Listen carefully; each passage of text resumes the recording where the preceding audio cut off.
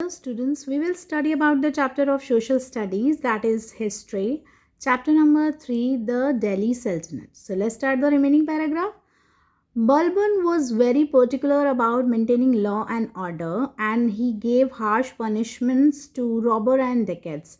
These harsh methods of Balban were called the policy of blood and iron, and they helped him to control the situation. Moreover, in order to impress the people, Balban maintained a grand court. Whenever he went out, he was surrounded by a large contingent of bodyguards. Balban जो है एक विशेष रूप से उन्होंने कुछ कानून और जो ऑर्डर्स बनाए थे, मेंटेन किए थे लॉ एंड ऑर्डर्स। और यहाँ पर क्या है, बहुत सारी जो पनिशमेंट्स वगैरह है वो चोरों को, डेकेट्स को वो देते थे। उनके इसी मेथड को policy of blood and iron कहा गया, जो कि स्थिति को कंट्रोल करने में काफ़ी मदद करता था और लोग भी काफ़ी इनसे प्रभावित हुए थे। जो बलबन है वो उन्होंने बहुत बड़े एक कोर्ट को मेंटेन किया था, जहाँ पर जब भी वे बाहर जाते थे तो अंगरक्षकों की एक टुकड़ी जो है उन्हें घेर लेती थी।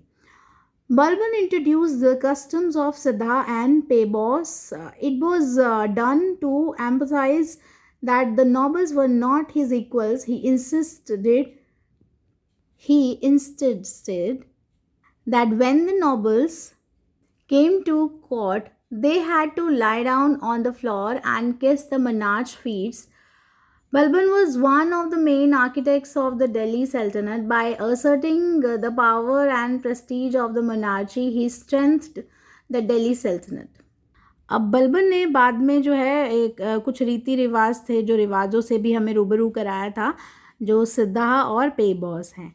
अब यहाँ पर इन जो रईसों के उस पर जोर दिया गया कि जो रईस हैं उनको बराबर का नहीं माना गया, वो उनके बराबर के नहीं थे, और उन पर दबाव डालकर बोला गया कि जब भी वो कोर्ट में आते हैं तो फर्श पर लेट कर जो राजतंत्र के पैरों को चूमे। तो बलबन जो है वहाँ का दिल्ली सल्तनत का मेन आर्किटेक्ट था, और उस बात पर जोर दिया गया कि जो उनके राजतंत्र हैं उनकी भी पावर यानी कि शक्ति और प्रतिष्ठा पर जोर दिया गया।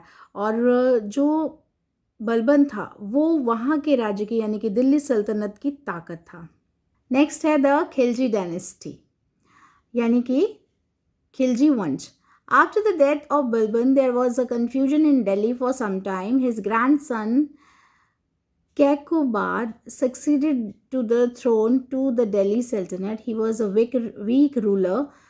Taking advantage of this, a new group called the Khiljis came to power. Jalaluddin Khilji, 1290 to 96, was the founder of the Khilji dynasty.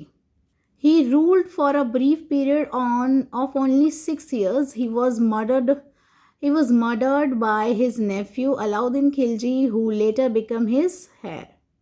Balban की डेथ के बाद वहाँ जो दिल्ली सल्तनत है वो कुछ समय के लिए काफ़ी कंफ्यूज हो गई थी, लेकिन जो उनका ग्रैंडसन था कैकुबाद, तो उसे दिल्ली सल्तनत के राज्य पर बिठाया गया। वो काफ़ी कमज़ोर शासक था और इसी चीज़ का फ़ायदा उठाकर जो है वहाँ पर कुछ नए ग्रुप्स जो है वहाँ आ गए थे खिलजी डायनेस्टी के, और उन्होंने अपनी ताकत वहाँ पर सेट कर ली थी, जमा ली थी।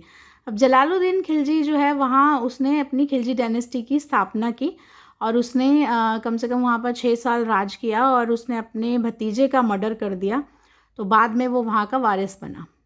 अंत में अलाउद्दीन खिलजी जो है वहाँ का वारिस बना।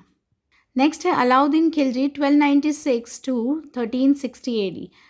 The next ruler, Alauddin Khilji, was very efficient and capable ruler both administratively and militarily.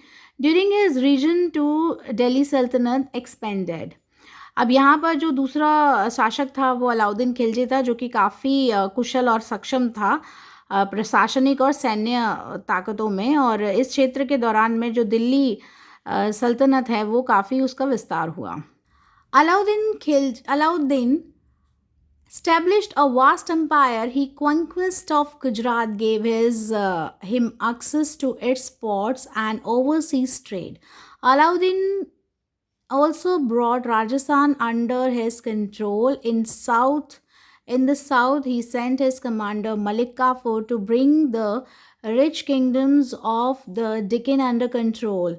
Malik Kafur led two campaigns in South India, the first against Warangal in the Telangana area and the other against Dwar Samudra and Mabar and Madurai. For the first time, Muslim armies penetrated as far as Madurai in south and brought back untold wealth.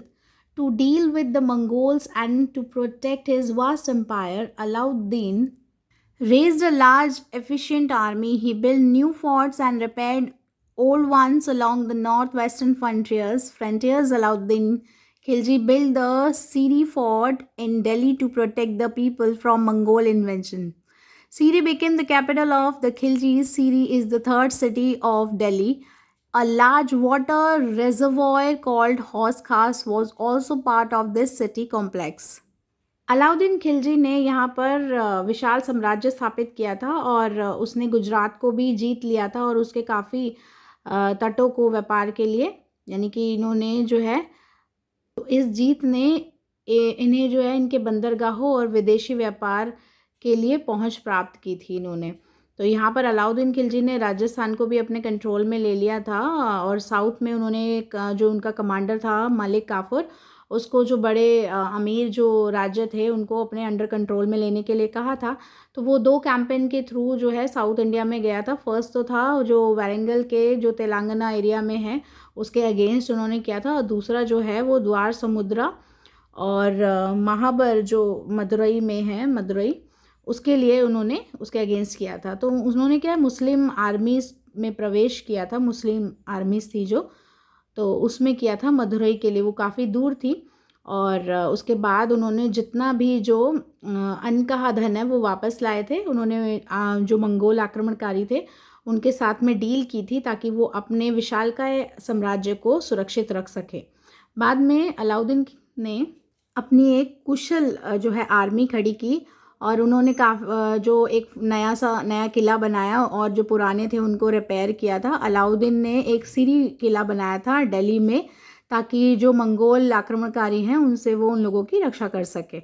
बाद में सीरी जो है वो जो है capital बन गई खलजीज की, और सीरी जो है वो तीसरा शहर कहलाती थी दिल्ली का। अब ये जो है बड़ा जो है पानी का जलाशय जो हौज खास के नाम से कहलाया था, ये जलाशय भी जो शहर के परिसर का एक हिस्सा था।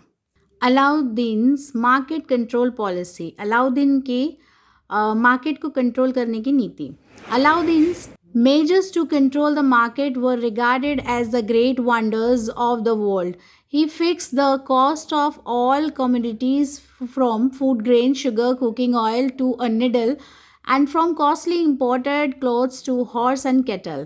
अब अलाउद्दीन जो खिलजी है उसके अलाउद्दीन खिलजी के महान आश्चर्य के रूप में जो है मार्केट के इसको माना गया था, महान आश्चर्य के रूप में माना गया था। और इसमें क्या है कि जो भी माल है उसकी जो एक प्राइस है वो फिक्स्ड कर दी गई थी, जैसे कि अनाज है, चीनी है, कुकिंग ऑयल है, यहाँ तक सुई से लेकर कपड़ों तक के सभी के जो रेट्स हैं वो यहाँ पर फिक्स कर दिए गए थे और यहाँ सभी समुदायों की एक लागत तय कर दी गई थी।